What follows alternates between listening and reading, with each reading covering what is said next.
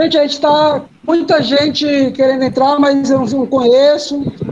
Então, tá negando todo mundo, tá? Se tiver alguém que seja amigo de vocês, amiga, fale aqui no chat. Beleza? Isso só vai permitir realmente quem conhece. Tá? Matheus, Jailson, né? O pessoal da UFC, o Nicolas, né? O Nicolas Aires. Se tiver convidado alguém, me dá um nome aqui que a gente bota para dentro. Mas senão, não entra mais não. Senão vai ficar sem certeza permanente, né?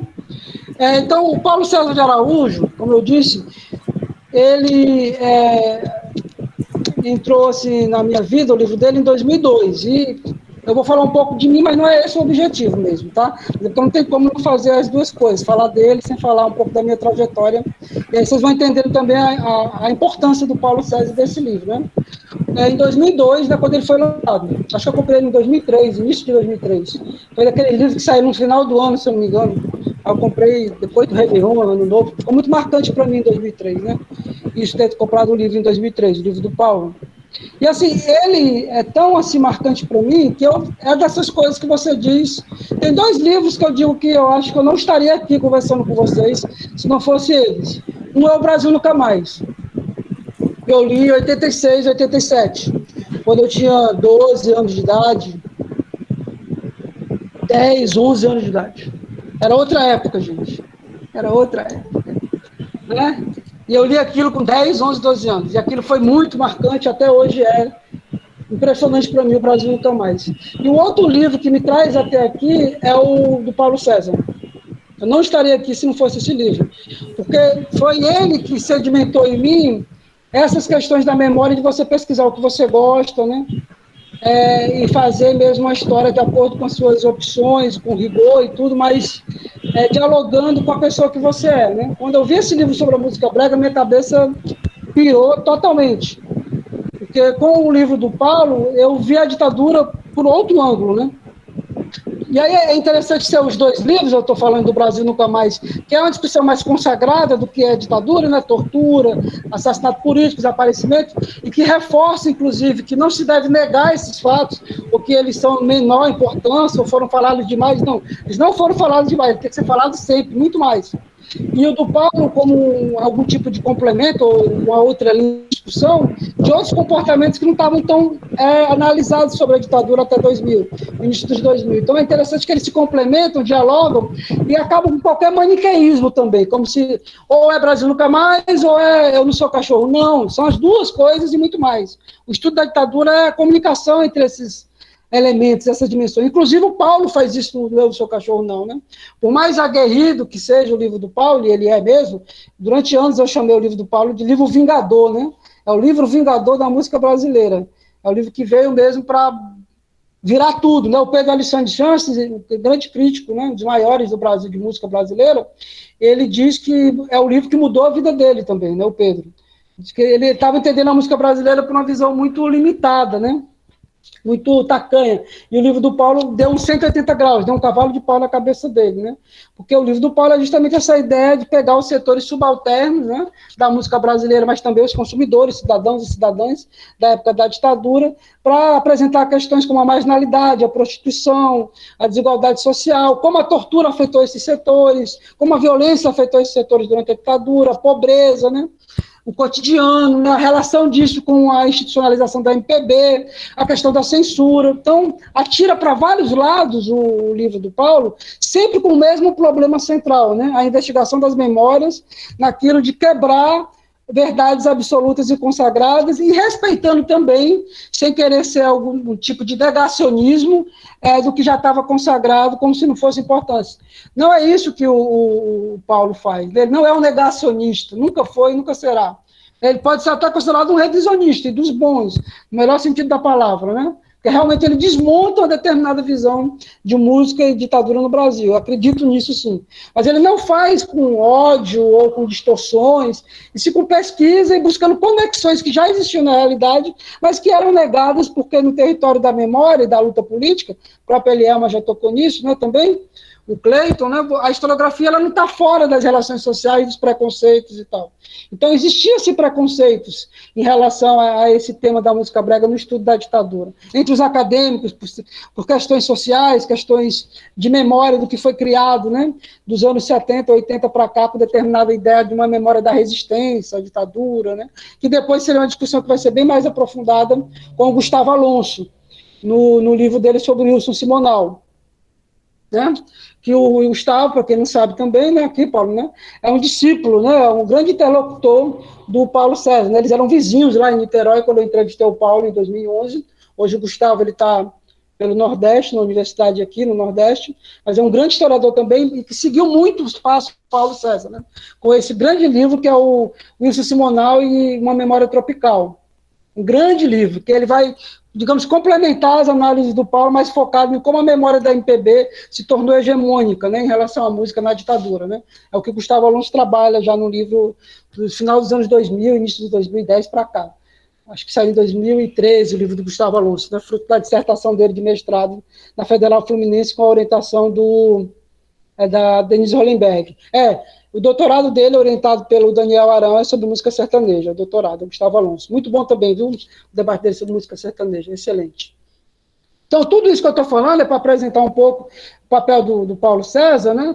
E aí depois, eu já passando a palavra para o Elmo, para a Elielma, né, que são pessoas que também são bem marcadas pela leitura do livro do Paulo, e também porque a gente se identifica, né, porque essas músicas que ele comenta na própria introdução, né, Paulo Sérgio, né, todos os artistas bregas, né, chamados de brega, você também ouvia muito durante a sua infância, né? Então, é um livro que casou tudo quando eu li, né? Realmente, esse cara está completamente bem informado do que ele está dizendo, ele está muito bem situado, né? E tudo mais. Então, isso foi em 2003, 2004, quando eu li o livro, e aí depois, né, a partir daí, quando sai o livro do Pedro Alexandre sobre o Roberto Carlos e o livro de 2006 do Paulo sobre o Roberto também, a biografia proibida, a famosa biografia proibida aqui, foi que eu me decidi de vez a fazer uma tese de doutorado sobre música, Roberto Carlos em memória, né? É por isso que eu digo que se não fosse o livro do Paulo, eu não estaria aqui de livros, né? É o livro do Paulo, é o livro de 2004 do Pedro, como 2 e 2, sobre o Roberto Carlos, Vanderlei e Erasmo, e o livro do Paulo, de novo, o Roberto Carlos em detalhe, em 2006. E por conta desse livro, da minha pesquisa na tese, que eu fui entrevistar o Paulo, em 2011, para saber mais do papel dele na biografia e nas disputas da memória sobre o Roberto Carlos. Então, eu entrevistei o Paulo no apartamento dele, em 2011, e aí eu fiquei sabendo de outras questões que eu queria compartilhar com vocês, que ele autorizou tudo, claro, né? Para pesquisa, né? Que já está na tese também. Quanto foi que tu pagou nessa cópia, Ed, aí, do Roberto? Que essa daí o pessoal vende como se fosse ouro, né? Isso aqui também, como eu já estava interessado no tema, né? As pessoas ligaram para mim, né? Da livraria, né? De mil chegou a biografia, ela ficou um mês ainda nas livrarias do Brasil, né? Sem ser proibida, ficou mais ou menos um mês. Aí durante esse mês eu comprei aqui essa minha cópia, meu exemplar.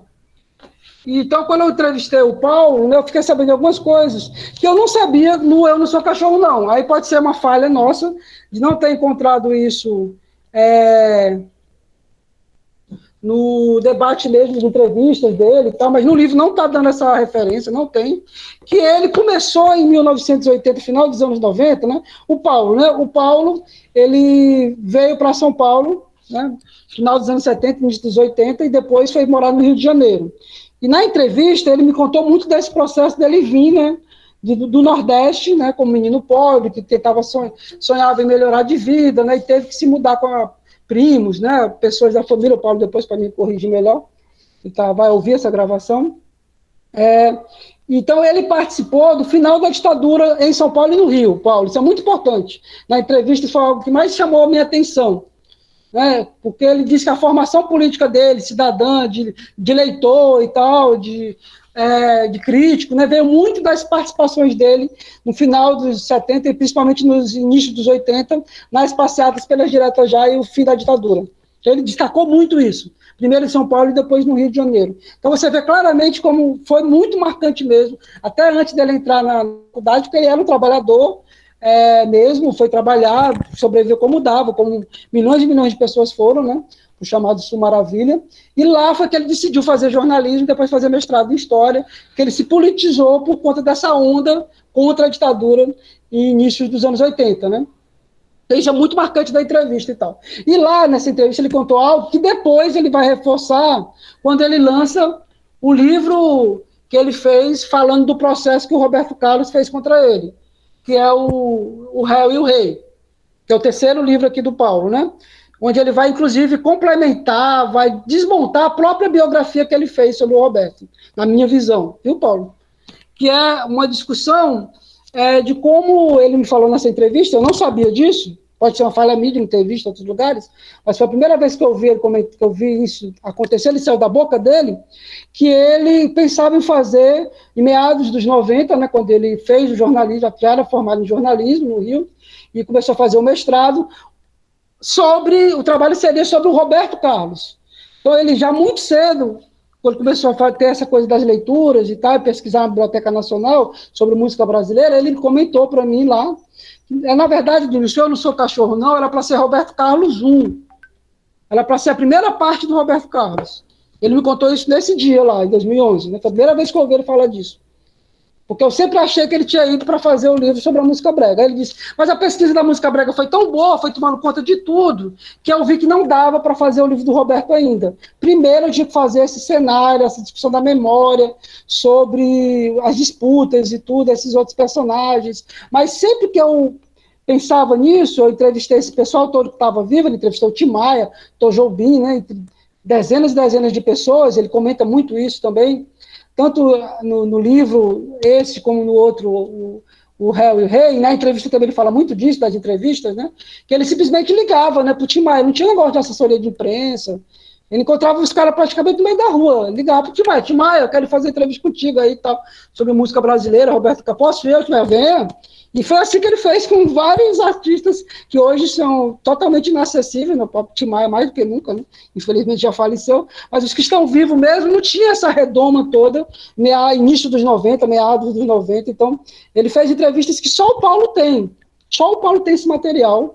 Ele, por si só, o que ele tem na casa dele é um acervo riquíssimo de entrevistas com feras da música brasileira, porque vai de A a Z, né? Vai desde a MPB mais ilustrada, consagrada, né, como a chamada MPB, até mesmo as músicas bregas, do cabaré mesmo, popularesca, bem populares e tudo mais, que não entravam nessa discussão clássica aí do que seria música e ditadura.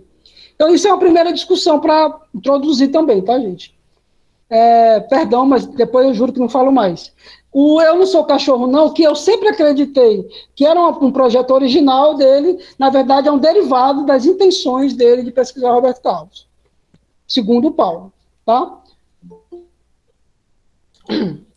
E aí fica aquela coisa, né? Por que ele demorou tanto tempo para fazer, então, a biografia, né? Porque o livro...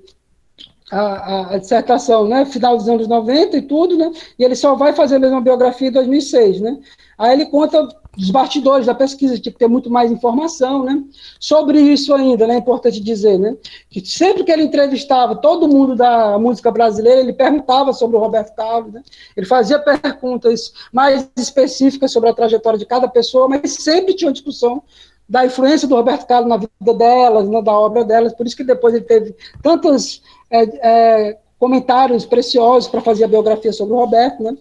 Então eram pesquisas paralelas mesmo, né? Mas fiquem com essa questão aí também, que para mim é uma questão importante, né?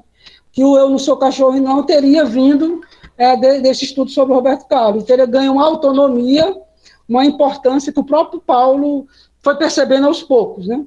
E que já adiantando aqui o jogo e tal, viu, Paulo? Acho que se tornou muito maior do que as discussões sobre o Roberto Carlos, a minha visão. Tá, Paulo?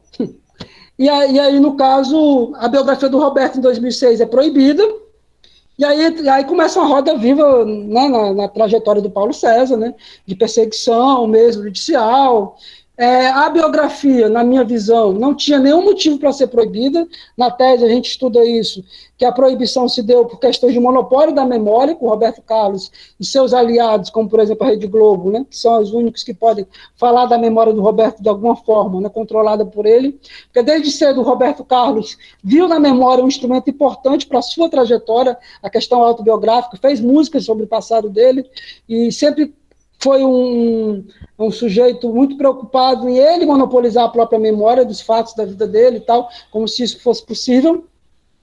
E então o Paulo entrou em choque com esse monopólio da memória.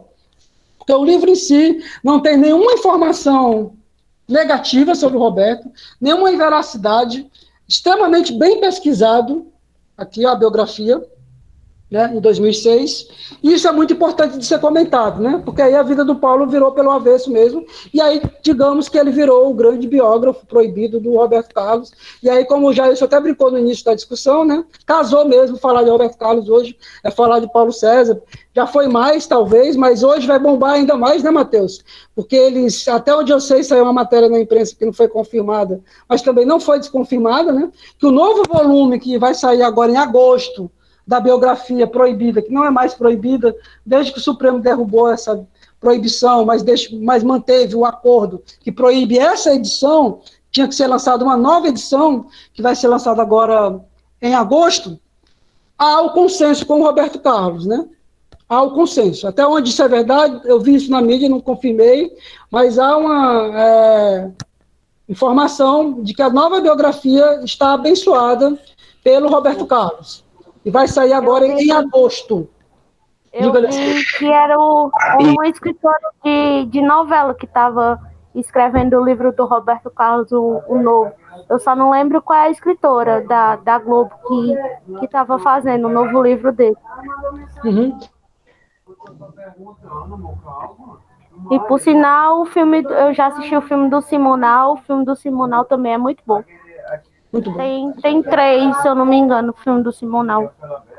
Então, às vezes você está informando mais esse livro, né? Eu conheço 2 que vão sair, já saíram sobre o Roberto, 2 já saíram por conta dos 80 anos do Roberto, nesse ano.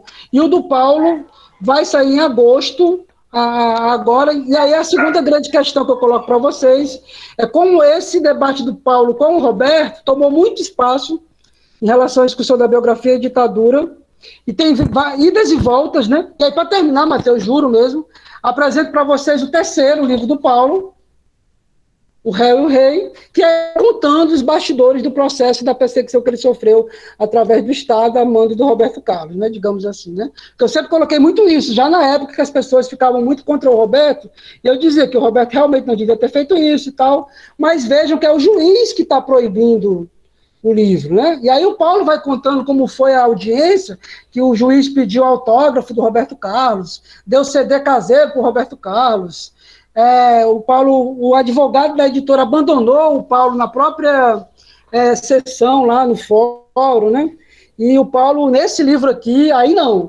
Aí ele problematiza a trajetória do Roberto, as articulações com a mídia, com a própria ditadura, com a Manchete, os silêncios da carreira, a própria fase de comemorações do Roberto, dos anos 90 para cá, que eu estudei na tese, o Paulo também coloca isso. Eu consegui ainda colocar o livro do Paulo, esse, né, na tese, no último capítulo e tudo, mas aqui é totalmente diferente daqui, tá? Totalmente diferente. Aqui é uma biografia consagradora do Roberto. Aqui é um livro de análise do Roberto Carlos em relação à memória. A mídia, a memória, as perseguições e os silêncios. Esse livro é o livro do Paulo sobre o Roberto, no sentido crítico, como é o Eu Não Sou Cachorro, Não. Obviamente, né, Paulo, que eu não estou dizendo isso para desmerecer o seu trabalho em relação à biografia. Não, mas só para dizer que são obras diferentes, né? A biografia tem uma outra pegada, é outra postura, que eu não estou dizendo que é certo ou que é errado, nada disso. Cada um escreve como quiser, e o Paulo tem seus méritos nos 2 casos, e tem seus objetivos diferentes e tal. Não tem problema nenhum nisso, né? Mas para a gente que está analisando, é importante destacar, né? Para me finalizar essa apresentação da trajetória do Paulo. Então, um rapaz, né, que veio do Nordeste para a cidade grande, né, diria Belchior, e aí se politizou, virou um jornalista, depois um historiador, e a primeira coisa que ele decidiu pesquisar no mestrado foi sobre a música brega e os silêncios que ele via sobre a sociabilidade da pobreza, desses migrantes, dessas personagens da música brega, tanto nas canções como compositores, né, que não eram tratados como deveria ser, e ele foi discutir o porquê disso e o conteúdo dessas canções e a relação com os temas da ditadura no Eu Não Sou Cachorro, Não. E depois o Paulo dá sequência àquilo que ele disse que era o projeto original, que é a biografia sobre o Roberto, e aí entra numa nova roda viva de memória, que é quando o Roberto proíbe, né, através da justiça, né, o livro, e de lá para cá ele virou um baluarte da discussão da memória, das relações entre biografia e história, né, das relações entre jornalismo e história, né. O Paulo virou outra coisa, né, até em relação ao Eu Não Sou Cachorro, Não, né.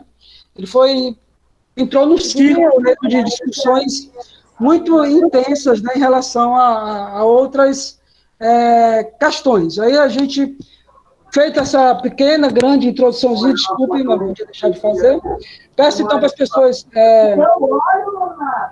irem se colocando. Então, o Elmo pediu para falar, por favor, Elmo, depois o Matheus, não é isso, Matheus?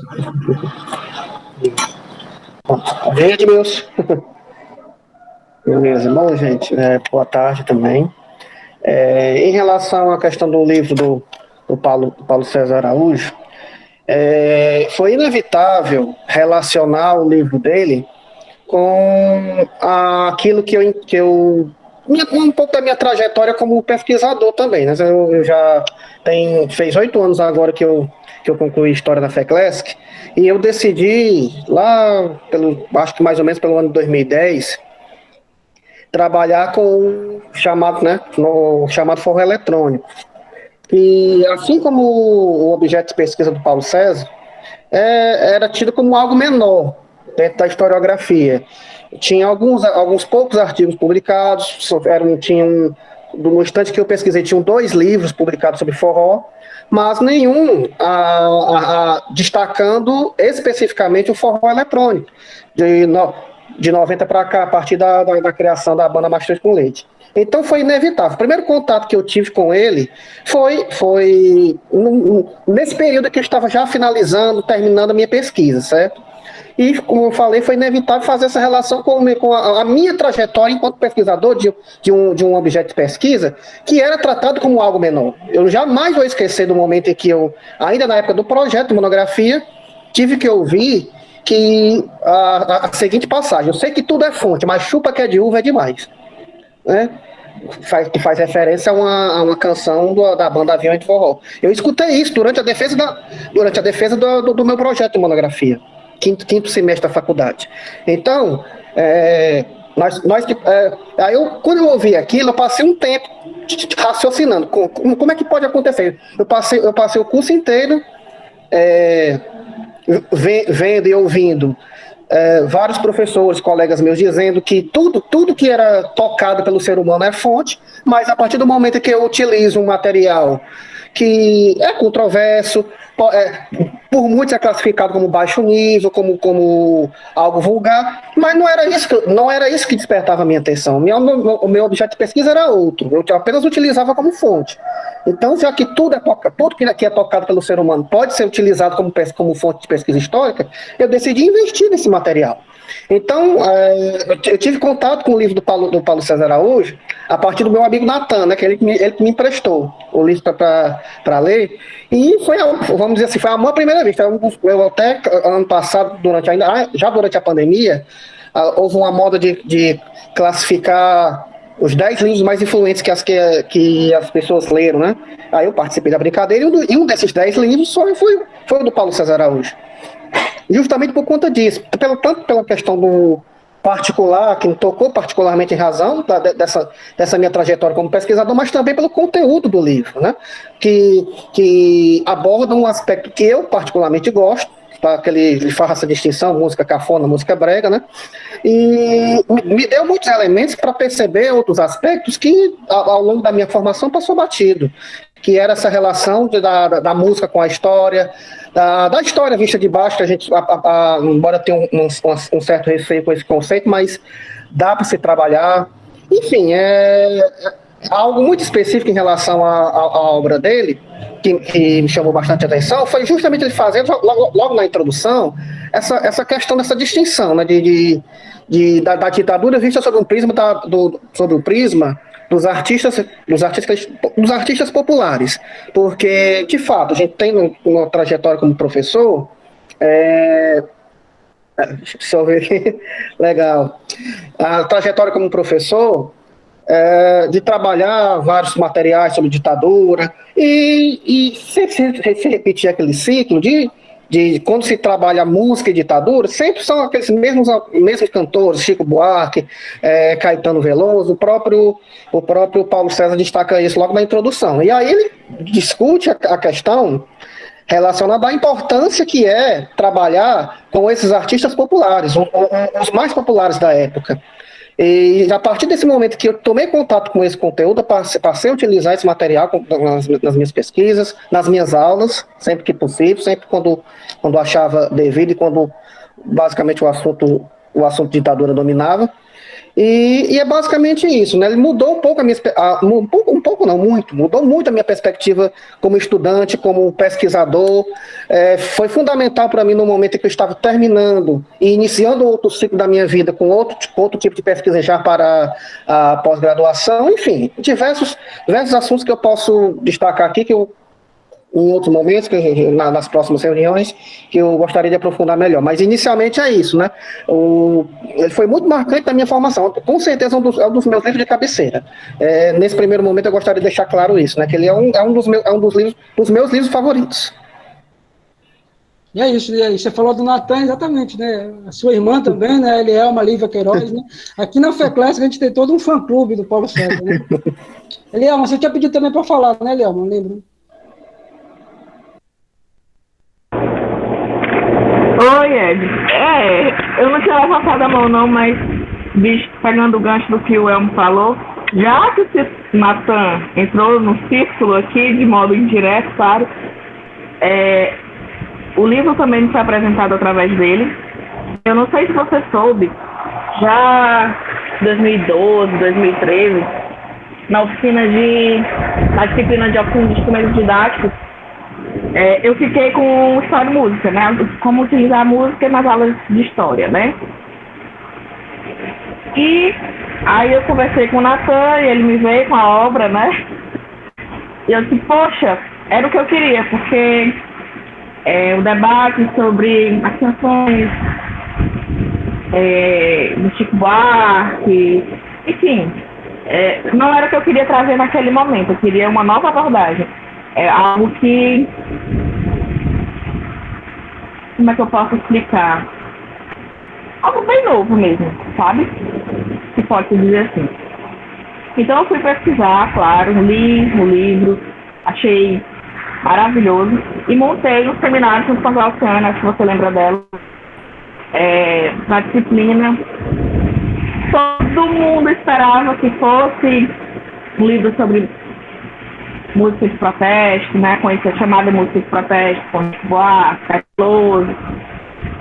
E quando nós começamos a apresentação, que as músicas selecionadas, você já deve saber, né, Aldair José, Cláudio Soriano, todo mundo com cara de meio que não estou entendendo nada. Justamente por conta daquilo que o Elmo falou, né? Esse tipo de música, quem fazia esse tipo de música, eles não entravam nessa discussão de ditadura militar. Era como se a música brega, ela não tivesse sido atingida pela ditadura militar, o que não aconteceu, né? O que não aconteceu, o que não é verdade. Então foi um debate muito importante para mim, né? E eu acredito que foi muito válido esse momento dentro da FEClass, dessa disciplina, porque muita gente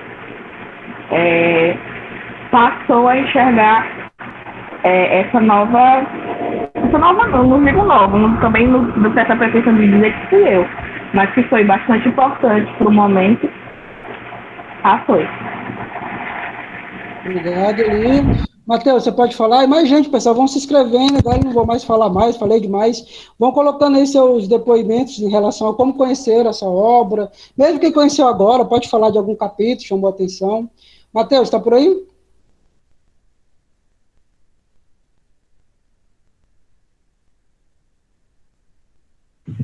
Cadê o Mateuzinho?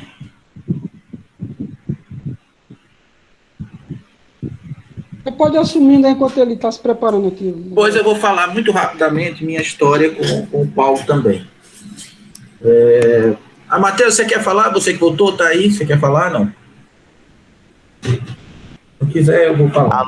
Posso falar, se quiserem já. Oi, não te ouvi. Estão me ouvindo?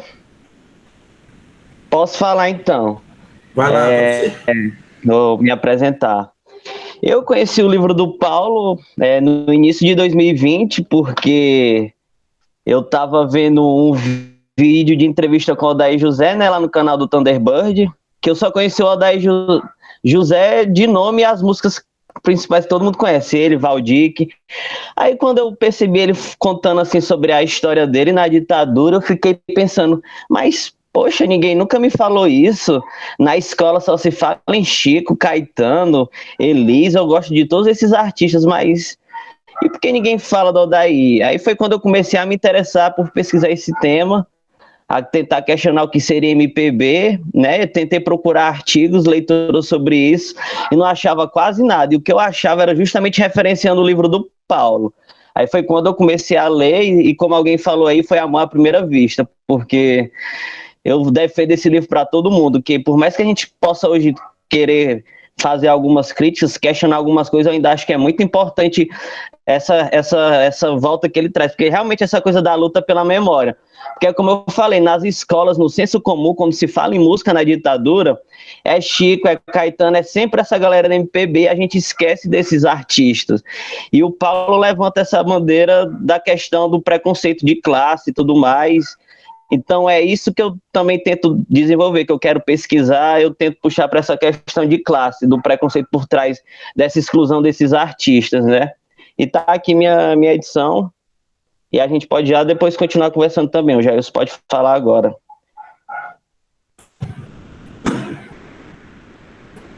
Vamos lá, vamos nós, tecendo o sonho na estrada dessa vida, desiludida com a ilusão da mocidade. Tá certo? Esse tempo se chamava Mãe Solteira ainda, hoje não se chama mais não, né? Alguém conhece essa música? Todo mundo conhece essa música, né? Aqui é bom porque a gente pode falar dessas músicas sem medo. Eu vou começar falando do Edmilson. Edmilson foi um cara que eu conheci antes de conhecer. O Edmilson me foi apresentado pela MEIS, professora da Universidade Federal do Ceará. MEIS Rainha. A Rainha, para quem não é da Universidade Federal do Ceará do curso de História, a MEIS é a Rainha. E aí ela disse, eu tenho um amigo que estuda Roberto Carlos, não sei o que e tal. E, puxa vida, porque isso um dia a gente conversando rapidamente e eu disse uma frase que para quem tem a minha idade é bastante comum essa frase. E o Roberto Carlos presta até as baleias, a gente dizia muito isso, né? Pô, depois que o Roberto Carlos começou a só falar das gordinhas, das coroas, das mulher de óculos, mulher baixinha, mulher não sei o quê, e a gente, porque Roberto Carlos e tal, aí, né? Isso era um papo comum entre a gente. Por quê? É preciso que eu diga a vocês, né? Eu sou quase um cinquentão, eu tenho 48 anos, então muito das coisas que eu posso falar também tem a ver com mulher de 40, eu só quero ser o seu namorado, né? Antes dele, o Fernando Mendes já tinha feito isso, né, gente? O Fernando Mendes é o cara que falou da deficiente visual, falou da deficiente física, falou de todo mundo, tá certo? Já tinha demonstrado seu amor por tudo quanto é gente, mas Roberto Carlos é Roberto Carlos. E aí quando ela falou do Edmilson, eu disse, eu conheço Edmilson e tal, depois a gente se conheceu, eu disse, é aquele cara que você falou que estudava o Roberto Carlos, eu disse, foi. E aí eu conheci o Edmilson, certo? Então foi importante o Edmilson me trazer de volta para coisas que eu tinha, digamos assim, deixado de lado, que entre essas coisas estão os temas de pesquisa do meu doutoramento. Meu doutoramento foi sobre o Brasil nos anos 70, e durante a ditadura, né, dos anos 60 aos anos 80, mas observando uma coisa muito pequenininha dentro disso tudo, que era a censura. E a censura, que era uma coisa dentro daquilo que chamamos de 4 pilares do que é um regime ditatorial, né? Censura, polícia política, propaganda e o que é outro? Espionagem, né? Espionagem, polícia política, propaganda. Acho que o Carlos Fico sabe melhor do que eu. E aí eu estudava censura, mas com censura eu estudava uma coisa muito específica, que era a censura à publicidade. A censura que eu brinco dizendo assim, eu queria ver se comercial de margarina foi censurado, né? Porque nada mais chapado para demonstrar valores da ditadura militar do que comerciais de margarina. E aí, como é que eu encontrei o Paulo? Né? Como é que ele entrou nessa vibe toda? Eu fazia um trabalho ali que também tinha a ver com memória. Como eu disse a vocês, eu já estou quase com 50, então muito do que eu estava estudando ali nos anos 70 e nos anos 80, a partir das publicidades, me remetiam a memórias, né? E eu tenho um hábito que eu não aconselho vocês a desenvolverem, não. Não porque eu acho que ele faça mal, mas porque ele é viciante. Eu leio o almanac. Eu gosto de ler o almanac, sobretudo quando vou fazer pesquisa histórica. Então, se eu for estudar os anos 30, e eu não sei bem sobre os anos 30, mas porque eu vou estudar a Revolução de 30 do Getúlio Vargas. Aí eu gosto de dar uma mergulhada no tempo, eu gosto de ler jornal daquele tempo, mas de ler sem me preocupar com o Getúlio Vargas, sabe? Eu leio exatamente aquilo que não tem a ver com Getúlio Vargas. Eu vou ler se tiver coluna de futebol, classificados, moda. Então eu vou ler essas coisas que me permitem, em alguma medida, sentir um pouco o cheiro do tempo, né? E aí eu vou confessar para vocês o que é que eu fazia no meu tempo livre, quando eu não estava lendo para o doutorado. Aí eu mergulhava aqui, não sei se vocês conseguem ver, eu mergulhava aqui. Ó. Esse é um almanac, é o almanac da TV, tá certo? Aí eu ia ver aqui, gente, quem eram os brotinhos da época, ficava lendo aqui quem eram as pessoas. Olha o Paulo Goulart, bonitão aqui, entendeu?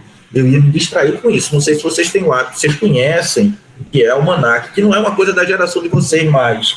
Mas a minha geração lia muito almanac, e isso é uma coisa que ficou, né? É esse compilado, é essa coisa hipertextual, né, em que você vai encontrando muitas coisas. Num desses, eu vou mostrar alguns almanacs aqui, tá?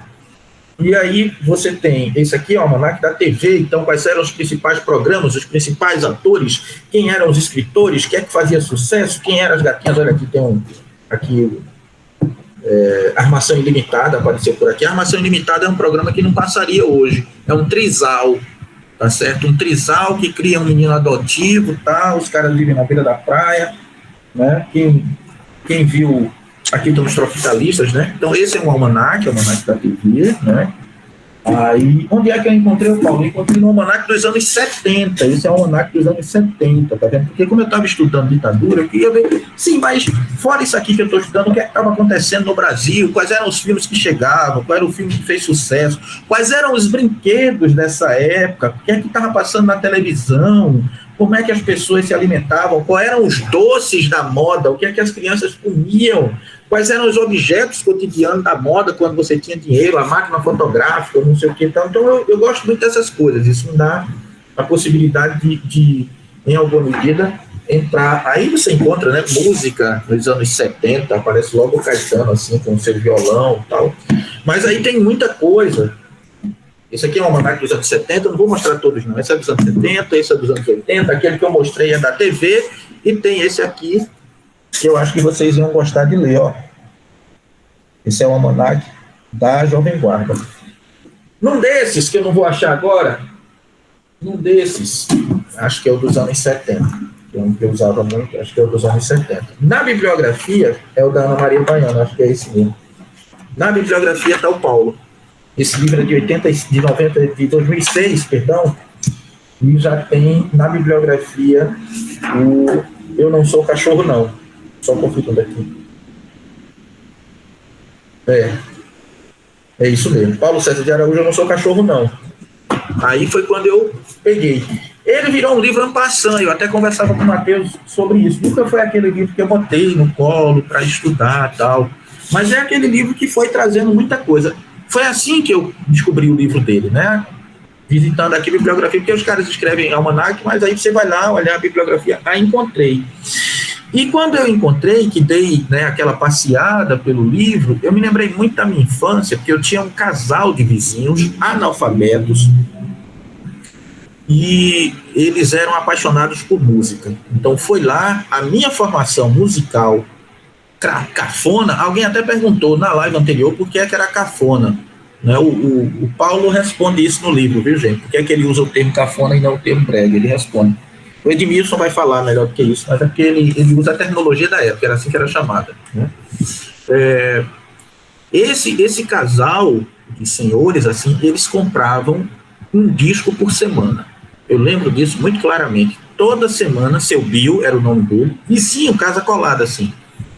Toda semana ele ia para a calçada, botava a radiola dele e eu escutava lá qual era o disco que ele tinha comprado. E minha memória musical foi muito marcada pela presença deles, né?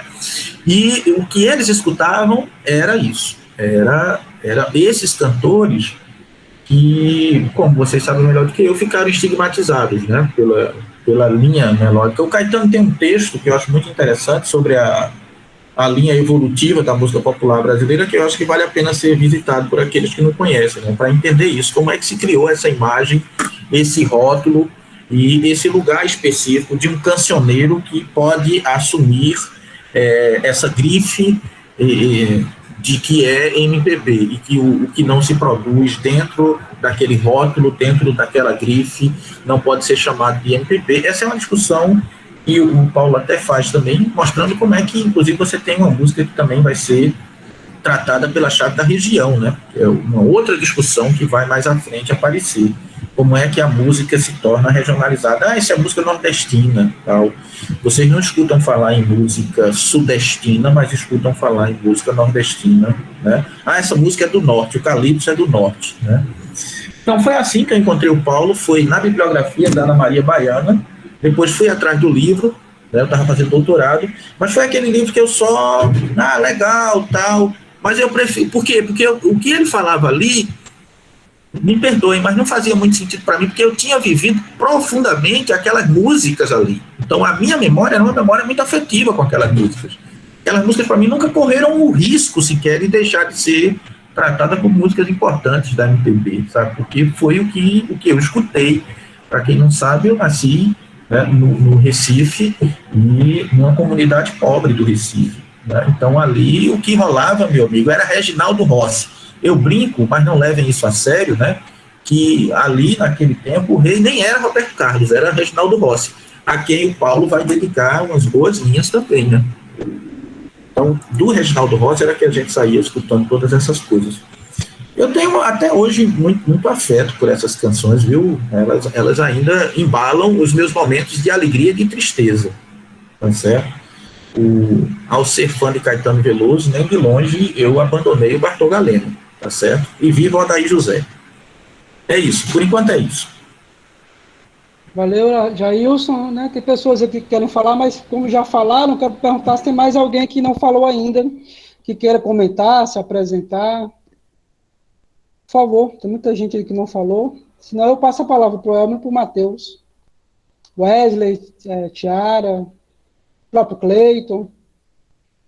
Mais pessoas que não falaram ainda da relação com o livro, se existe, como é e tal. Fátima Leitão, está aqui. Obrigado, professora Fátima. Saúde. Oi, Ed. Vai lá. Eu acho que a minha fala ela é meio, né, que condiz com que o restante, né, algumas pessoas aqui apontaram. Essa questão da gente ter esse monopólio assim, da música, né, quando pensa na ditadura, é sempre lembrado, né, pelo Chico, pelo Caetano, e comigo não foi diferente, assim. E eu, felizmente, né, sou sua aluna, sou bolsista, e tudo que é assim, esquecido sobre a ditadura, eu tenho o privilégio de contar com você e os debates que você promove para isso, né? E aí o livro está sendo bem interessante, assim, a leitura dele e tal, de perceber, né, que é uma música feita por pessoas de camadas baixas e para pessoas de camadas baixas, né? E traz todo esse caráter de discussão, não só enfim, de coisas morais também, que naquele momento, né, é muito, muito censurado, e a gente percebe essa questão da disputa pela memória, né, que o Thompson fala, que o Legoff fala tanto, né, no sentido de que para essas pessoas de camadas superiores, né, para o governo da época era interessante fazer esse monopólio. E aí o livro ele constrói muito bem como, além de muitas fofocas, e eu adoro fofoca, dos artistas e tudo mais, ele traz uma leitura assim muito, sabe, muito que atravessa a gente, fala de várias coisas e, enfim, vários sentidos, e faz esse debate que tem que ser feito, né, a respeito de como e por que essas músicas foram censuradas, né. E aí, já trazendo a pergunta não sei se foi o Nicolas que falou, né, por que ele fala de cafona e não brega, né, e aí ele justifica que cafona é um termo pejorativo, assim, para inferiorizar. Eu acho que a gente vai tratar mais disso à frente, né, e talvez por isso mesmo que ele fale tanto em cafona, para frisar o quanto que essa classe, né, esse grupo de cantores, enfim, que falavam pela comunidade, pela população, enfrentava esses preconceitos no cotidiano, né, e ele refrisa que a censura nesse momento, o autoritarismo não estava somente, não vinha somente, né, dos ditadores, do governo, né, tem uma parte, um exemplo que ele traz, que é no show do Caetano, que ele convida o Aldair José, e aí a esquerda, né, a juventude, os universitários censuram o cara, né, então a gente percebe que não é só 8 e 80, sabe, tem muitas nuances aí, eu acho que ele constrói muito bem isso ao longo da leitura, né, dá pra gente perceber várias coisas. Aí hoje em dia ele vai lá na manifestação do Lula, canta, vou tirar você desse lugar, e é aplaudido demais, hein, pelo povão. As reelaborações, né, Edmilson? E o bacana disso que vocês estão falando é esse equilíbrio que o Paulo consegue. O Paulo, assim, para reforçar ainda mais características da inteligência, da argumentação, rapidinho mesmo, ele escreve muito bem, assim. Uma das pessoas que melhor escreve na historiografia é o Paulo.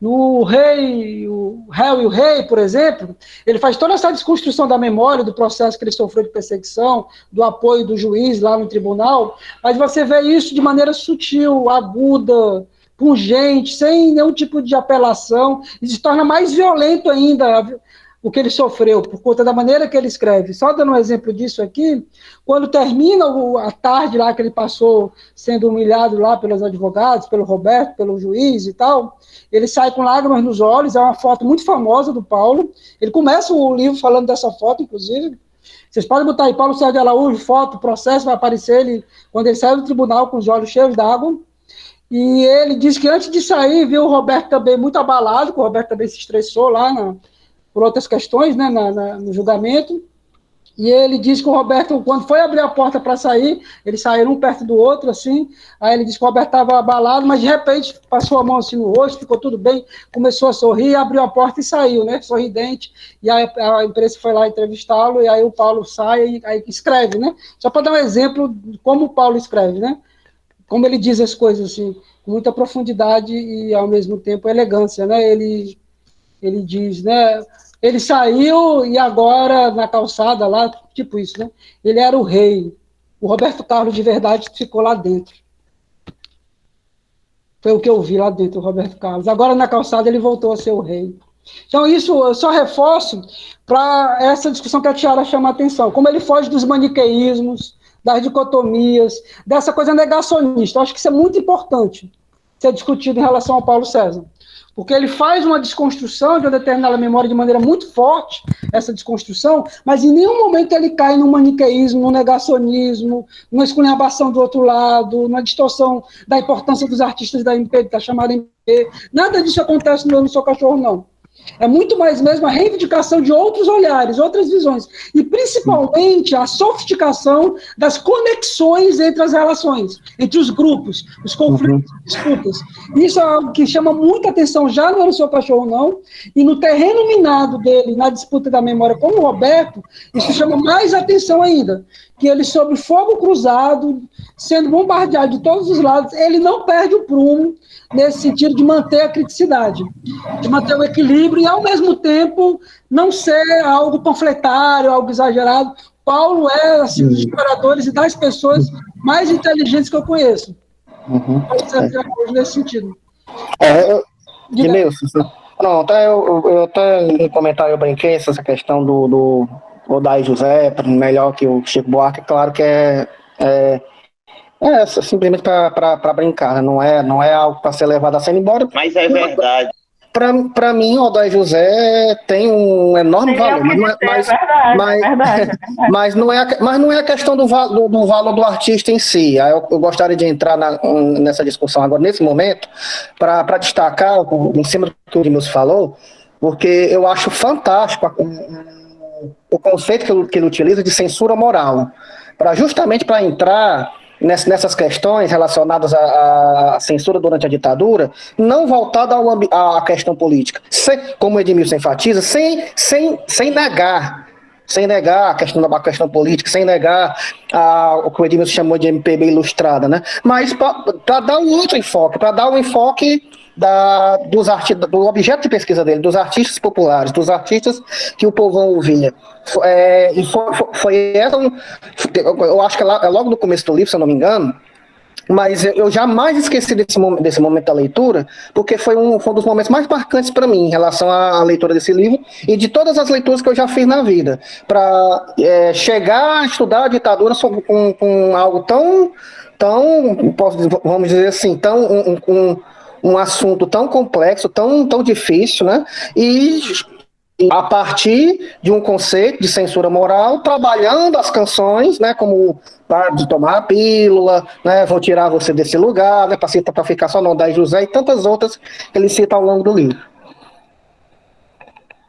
Beleza, né? E reforçando ainda mais, né, a questão teórica, com diálogo com Michel Polack e Legoff, que come o livro todo, né? Eu nem lembro direito se ele vai citando ou não os autores, mas está óbvio, na entrevista ele falou muito desses autores, ele cita assim, né, o Polack e o Legoff, que inclusive o Legoff, né, o História e Memória, estava chegando no Brasil lá, em meados dos 90, então são duas grandes leituras que ele dialoga bastante, o Michel Polack e o Jacques Legoff, né? O documento Monumento, História e Memória, né? O livro História e Memória. E vocês vendo aqui, né, pessoal, como é difícil, né? Nós mesmos, né, mantemos, né? A gente fica puxando, né, para ser um melhor que o outro e tal, né? O território é muito minado. E é invocado que o Paulo não cai nisso, né? Ele tem muita essa preocupação, parágrafo por parágrafo, de estar reforçando. Eu estou chamando a atenção para isso, mas não significa que eu estou pichando o outro, né? Estou dizendo que o outro não tem importância. Né? Na verdade, se trata de ver as conexões, né? E Exato, não é juízo de valor, é pesquisa histórica mesmo. Ele é muito equilibrado, muito inteligente, né, dentro dessa perspectiva. Tem uma filhinha aqui, tem o Wagner, depois ele é o meu Matheus. Por favor, Wagner.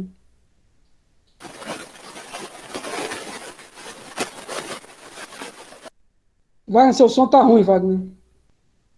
Você tentou falar, Wagner? Eu acho que o Wesley queria falar antes de mim. Ah, é verdade, Wesley. O pessoal ficou meio bagunçado aqui, vocês notaram, ficou meio bate-papo, né? Ficou um entrando aqui na fala do outro, mantendo o equilíbrio, né? Já não tem mais nenhum penetra do mal, né? Então a gente pode ficar nesse bate-papo mais tranquilo, né? Não fiquem magoados se alguém passar à frente do outro, por favor. Estamos entre amigos e amigas, principalmente depois do que aconteceu, né? Vamos... Wesley, tá por aí, meu amigo? Tô sim, Ed. Eu ia comentar mais ou menos uma coisa que está sendo bem recorrente assim, da gente, né? Que, por exemplo, eu estava na escola que a gente ia estudar essa questão da ditadura e tudo, e manifestações, resistências, enfim. E quando eu parti para essa parte cultural, sempre era o Caetano, sempre era o Chico Buarque, enfim. E aí você ter contato com o livro, ter contato com as discussões que o Paulo César faz no livro, né, é muito salutar para poder quebrar essas coisas, né, para poder ver que não eram só o pessoal lá da MPB e tudo mais. E é interessante, por exemplo, essa questão do olhar sobre esses artistas de uma forma pejorativa.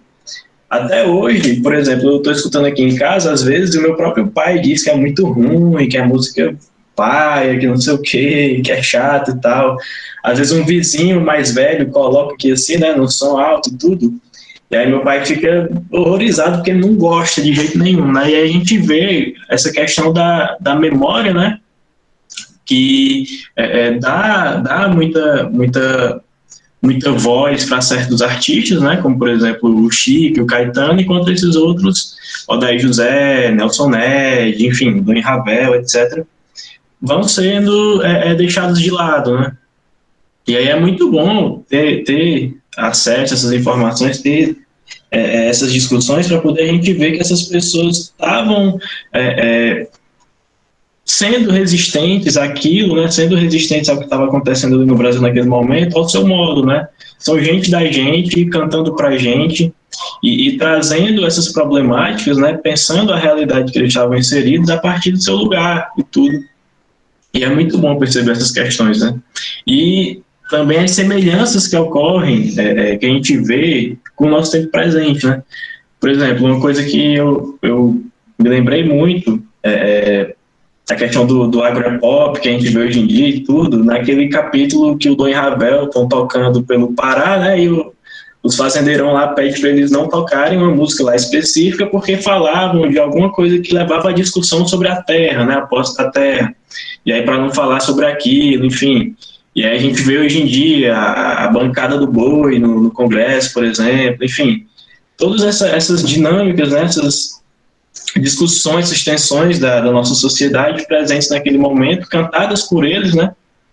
E que apesar de um silenciamento, né, o Paulo César ajudou a gente a pensar essas questões a partir desses artistas e as continuidades, de certa forma, né, dessas problemáticas no nosso tempo atual, né, nosso tempo presente.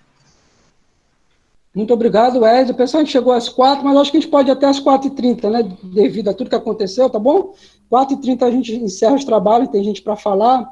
E eu queria deixar 2 pontos para mais na frente eu retomar, depois de todo mundo falar, que é esse da questão da música brega hoje, os estudos da música brega nos dias atuais, se esse silêncio foi quebrado ou não, tá? Até que ponto foi? E o segundo ponto que eu queria chamar a atenção, antes de terminar aqui o nosso debate hoje, é a diversidade de temas do Eu Não Sou Cachorro, Não. Pelo fato de ter sido um livro pioneiro, de romper com uma determinada tradição de análise, isso faz parte de muitos livros pioneiros, né? Me parece que ele carrega uma diversidade temática, de assuntos, de conexões, de objetos em si. Ele é um livro cheio de objetos, é uma cartola, né? Você tira vários objetos de dentro dele, né? Eu não queria deixar de comentar isso mais na frente, rapidinho, tá? Pessoal, então, aqui tem o Wagner, a Elielma, o Matheus e o Cleiton. Tá certo, Cleiton, você volta para falar depois, meu amigo. Vai lá, Wagner, depois Elielma e Matheus. Pronto, Edmilson. Já nessa linha do Wesley e da Tiara também ressaltando bastante essa questão, é interessante como o Paulo César ele vai dividir o que seria MPB, a música popular brasileira, e a MPC, a música popular cafona. E é justamente essa questão do que é cafona, do que seria cafona, que você pensa o popular. O que seria o popular da MPB de Chico Buarque, de Caetano Veloso, estaria muito mais direcionado àquela elite de classe média. Enquanto aqueles cantores ditos assim cafonas, eles estavam mais num cenário assim de classe subalterna, de esferas mais marginalizadas, de pessoas mais segmentadas da sociedade, onde ele vai expressar, onde ele traz os artistas para expressar o que seria os preconceitos dos pobres, dos negros, dos homossexuais, das prostitutas, as próprias empregadas domésticas, os analfabetos, os deficientes físicos e os imigrantes nordestinos. Então você pensa, o que seria o popular? O popular estaria ligado ao cotidiano, à rotina dessas pessoas, o popular realmente retratado da realidade do Brasil, da sociedade brasileira. Então quem realmente trazia isso para o período eram esses cantores ditos cafonas, entre aspas, e não aquela música voltada de Chico Buarque e de Caetano Veloso, que era voltada para aquela classe universitária, como a Tiara citou, o exemplo lá do show, que aquele cantor foi vaiado por conta daqueles universitários que não se sentiam prestigiados naquela letra de música, que não animava aquele espírito revolucionário, mas era simplesmente contando o cotidiano de outras pessoas que eles simplesmente, por ignorância ou até mesmo falta de conhecimento, não conheciam. Obrigado, Wagner. Elielma, depois o Matheus. Bom, mais cedo, antes do início da reunião, eu estava conversando com o Elmo, porque você sabe, né? É um assunto que interessa demais. E sempre que a gente tem a oportunidade, a gente fala sobre, né? E aí, esse livro do Paulo César, ele é muito importante no sentido da gente perceber, eu não me recordo o nome da pessoa que falou antes de mim, essa diferença, mas ressalto que o autor, né, nunca procurou colocar como se fosse um conflito, né? Os cafonas versus a MPB, né? Em nenhum momento ele procura fazer isso, não é a ideia dele no texto, no texto que ele escreve no livro, né? Mas, enfim, o que eu queria falar é a respeito de como os cantores bregas, né, Aldair, Valdir Soriano, ainda hoje são muito, muito marginalizados, né? E assim, quando eu estava pesquisando para o seminário, uma diferença que eu percebi é que a censura das músicas de protesto de Chico, de Caetano, de Elis, essa galera mais politizada, ela vinha por parte do governo. Porém, muitas das censuras que as músicas dos cantores bregas sofreram vinham por denúncias da própria sociedade, né? A igreja, por exemplo, o Elmo citou a música Pare de Tomar a Pílula, né? Eu vi no documento da censura dessa música, o órgão que fez, que no caso foi a igreja, não me recordo de qual lugar, mas no documento da música continha.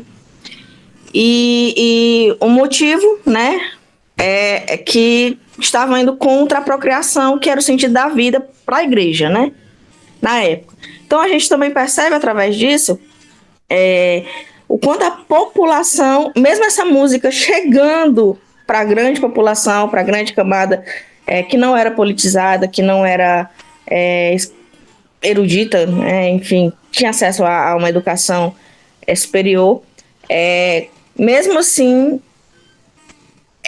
elas entravam nessas denúncias, elas serviam ao governo dessa forma, denunciando essas músicas. Por quê? Porque a moral dessa sociedade era diferente. Eu não sei se eu estou conseguindo me fazer entender, mas todo um julgamento de valores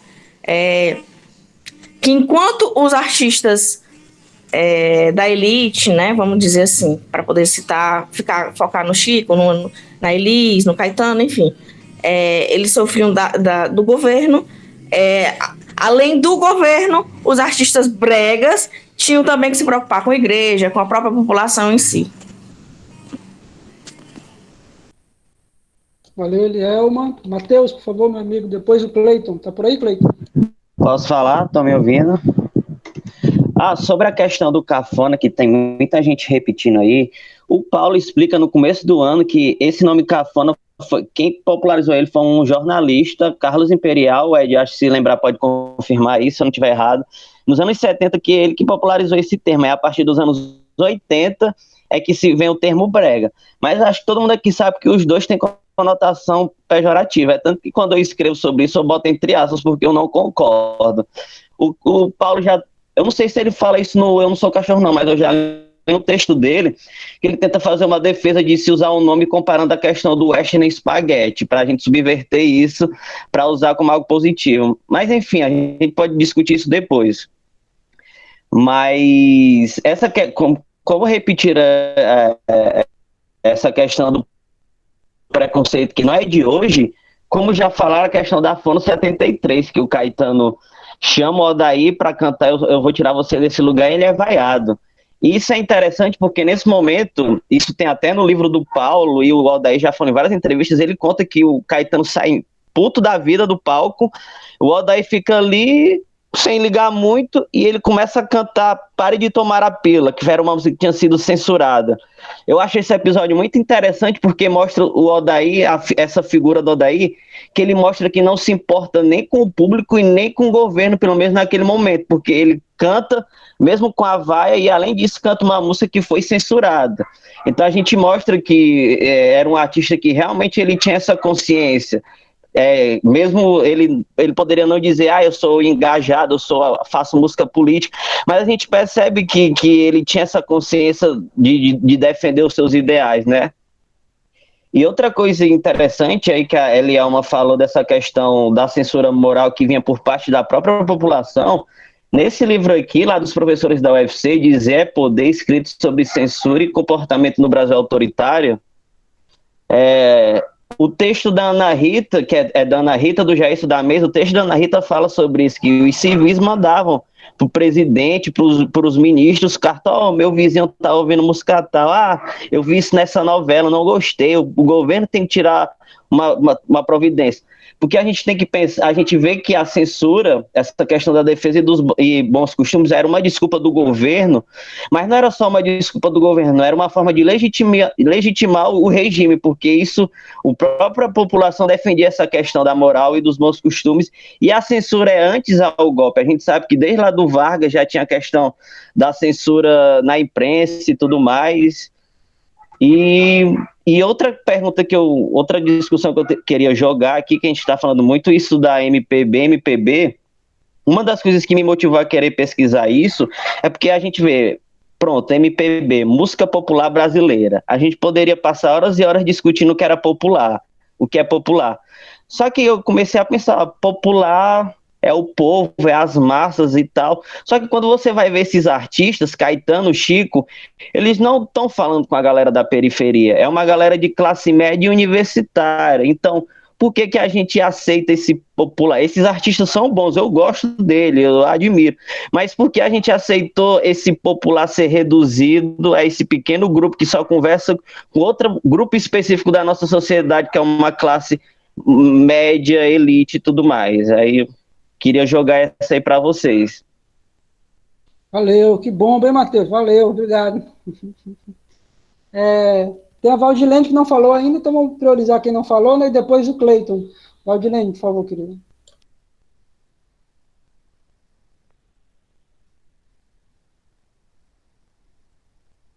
Tá desligado, querida, seu microfone, tá desligado, né?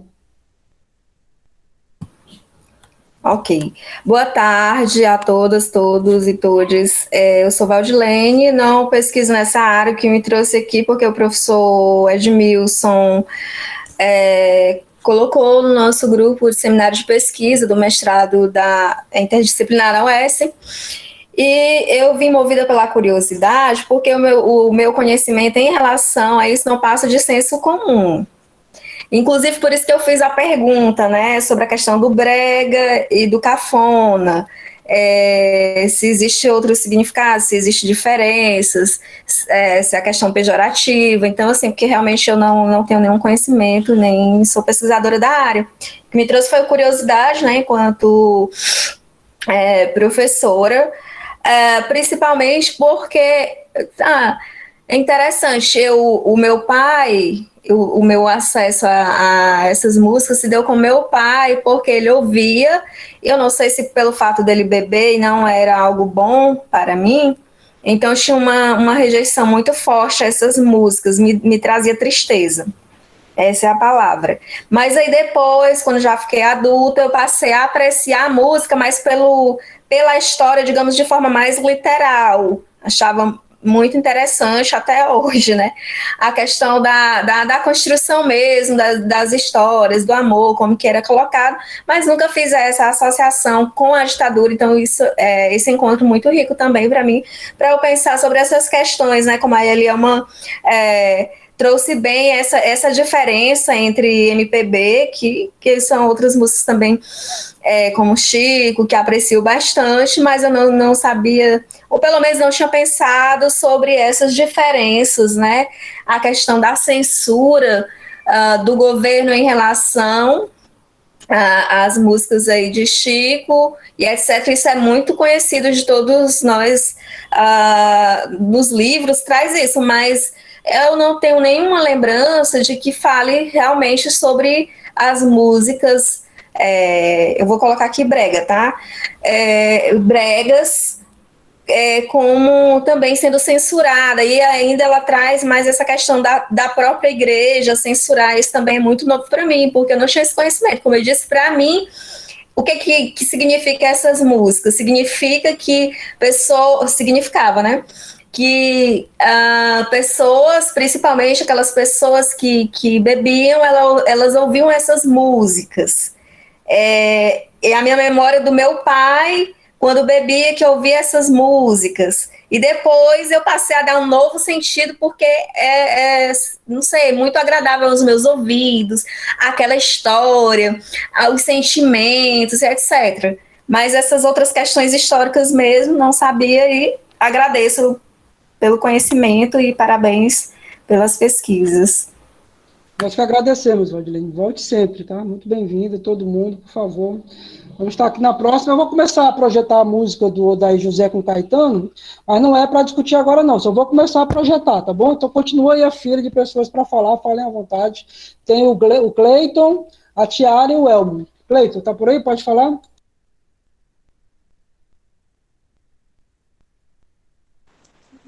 Não, professor, é só sobre aquilo que o autor do livro fala, do pós-audiência com o Roberto, a encenação em que o próprio Roberto Carlos incorpora, talvez, dentro de uma linha histórica daquilo que o Peter Bunker dizia na construção do rei, né, sobre o rei Luís XIV, que por trás das cortinas era uma coisa, e pós-cortinas era o próprio rei, que era um personagem. Isso me chamou bastante atenção, como a história ela tem esse poder, talvez até de forma não intencional, de se assimilar ao longo dos tempos, a partir de alguns fatos separados.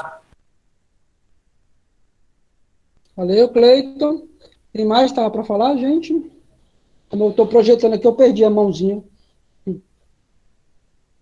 A Tiara queria falar, eu lembro. Acho que tinha o Elmo. Você quer falar antes, Elmo?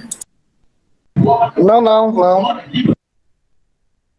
Então vou falar. É porque eu estava lembrando, a última colega, não esqueci o nome, desculpa, falou, né, sobre não ter essa proximidade com o assunto, e eu confesso que eu também não tenho, né? Acho que esse livro é o meu primeiro contato, assim, mais a fundo, digamos, apesar de, como a gente disse, né, dá para a gente explorar dentro dele vários assuntos, mas, enfim, é o primeiro material que eu tive a respeito, né, que eu tive contato a respeito do tema.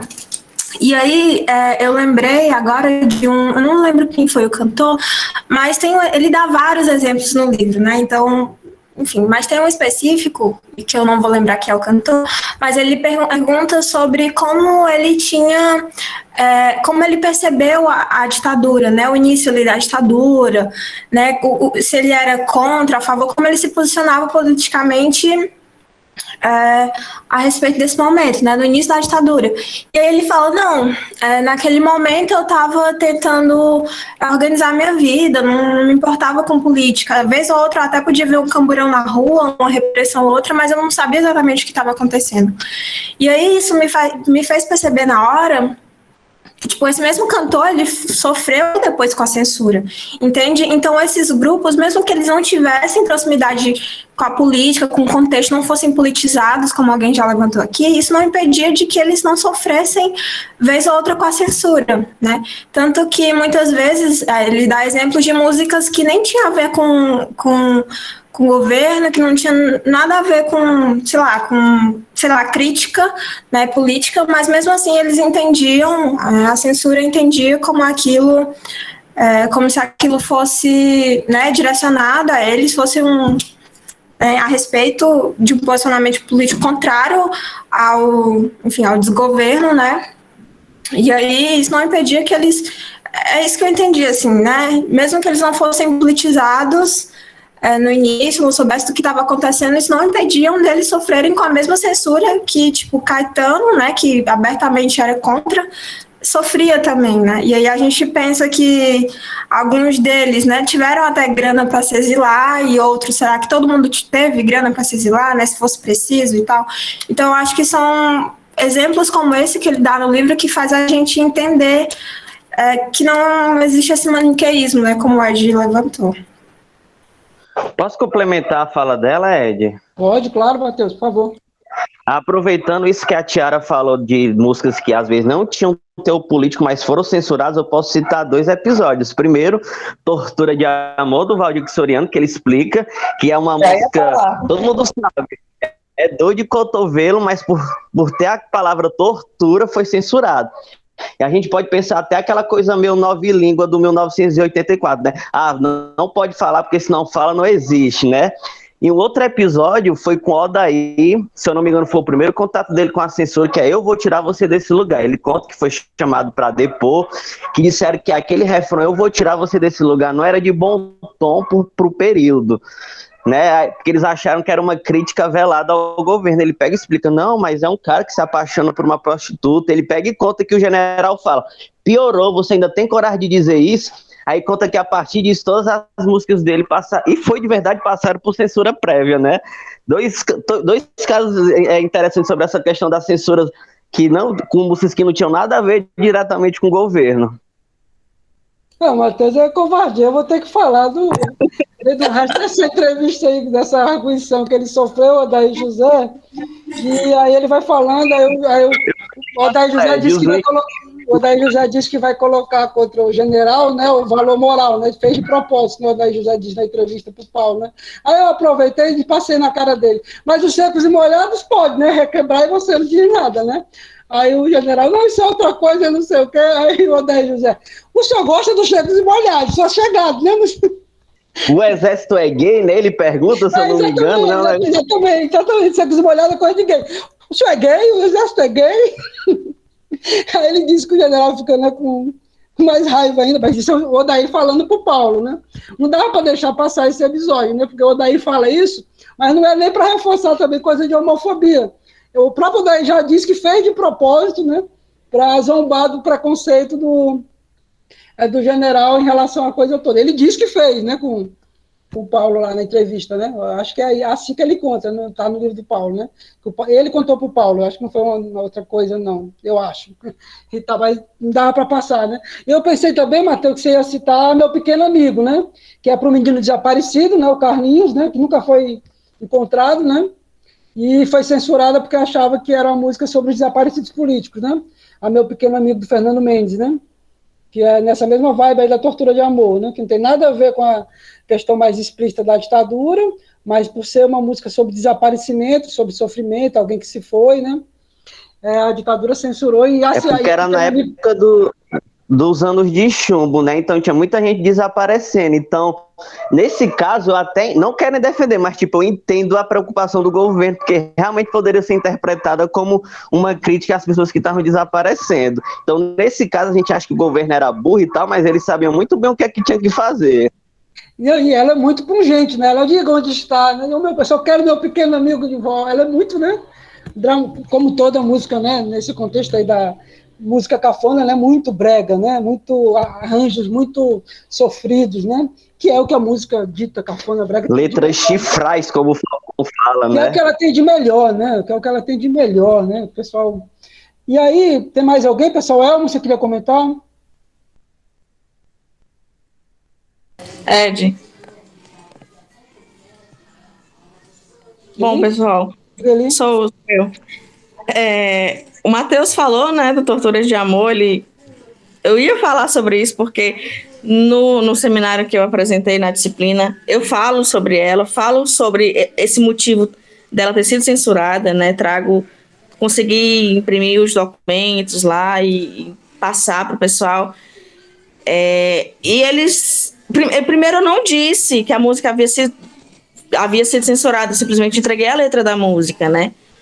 E aí eu questiono lá no seminário se eles achavam que aquela música tocaria de boa lá no período ou se ela tinha algum motivo para ser censurada. Todo mundo, não, é de boa, é uma música de sentimento, que fala do amor, né, de sofrer, de tacar o chifre no chão, enfim, tudo isso que a gente sente quando escuta uma música desse tipo, né? E quando eu revelei o documento, a surpresa foi imensa, né? Mas assim, só um instante. Mas assim, a Tiara falou antes, né, do Matheus e de mim, ela traz essa questão social, e assim, o modo de perceber a ditadura foi diverso. Não é difícil a gente conversar com pessoas de mais idade e fala que tem saudade da ditadura, que foi um período de ordem, um período de sei lá, de obediência, que a gente não via bagunça que tem hoje. Porque, assim, as vivências que as pessoas tiveram durante a ditadura militar foi totalmente diferente. Teve gente que percebeu, que viveu, que lutou, mas também teve gente que passou por ela sem nem perceber, né? Então é importante fazer essa ressalva. E, assim, os músicos da mesma forma, tiveram vários, inúmeros, que se engajaram, que sofreram perseguição, que isso de forma consciente, né? Porque fizeram música de protesto. Já outros passaram por essa perseguição de forma meio que inconsciente, porque não tinham intenção de fazer música de protesto, de questionar o governo, mas mesmo assim passaram por tudo isso, né? Então é isso, essas várias formas de viver o momento, de viver a ditadura militar, e como é interessante e importante que a gente entenda isso. Eu finalizaria por aí, com o que a Emilielma está colocando, porque acho que todo mundo falou mais ou menos isso, mas não tão diretamente como ela, e talvez, de fato, seja uma das grandes contribuições. Eu não sou cachorro, não, porque o que ele está fazendo é ampliando o conceito de ditadura. Ele está ampliando a discussão de que a ditadura atingiu as pessoas de forma diferente, e nem por isso ela deixa de ser ditadura. É por isso que, entre outros motivos, que o livro do Paulo não é negacionista. Eu já vi gente, tanto do lado da universidade, pegar o livro e esculhambar dizendo que ele está pichando, para usar um termo da época, né?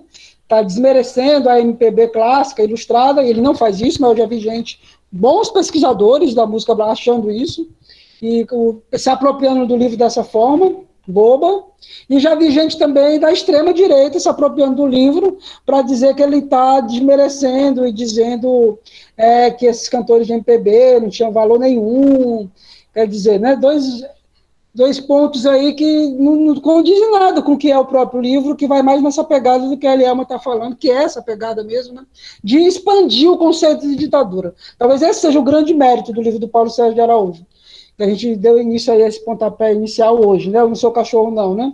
Através do debate da memória, apresentar a ditadura por outros vieses, outros ângulos, que ainda não tinham sido devidamente estudados, e aí vem aquela primeira observação, né?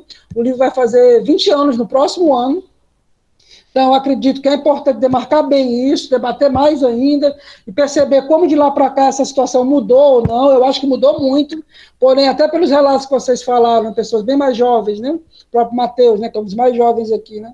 Tiara, né? Que os livros, né, não tem essa discussão a contento, as aulas, né? Se fica muito em determinadas balizas clássicas da ditadura, e mesmo o debate da ditadura de forma mais clássica, né, entre aspas, né? Da tortura, dos desaparecidos, também é muito pouco, né? Por conta de currículo, de tempo. Então, há toda uma discussão sobre isso a ser feita.